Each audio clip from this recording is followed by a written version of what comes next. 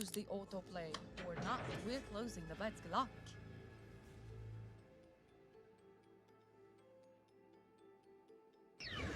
Hi, new fresh lightnings. Hopefully one of these is a winning one. 4, 15, 32. I vote for 32 since it's a 200x.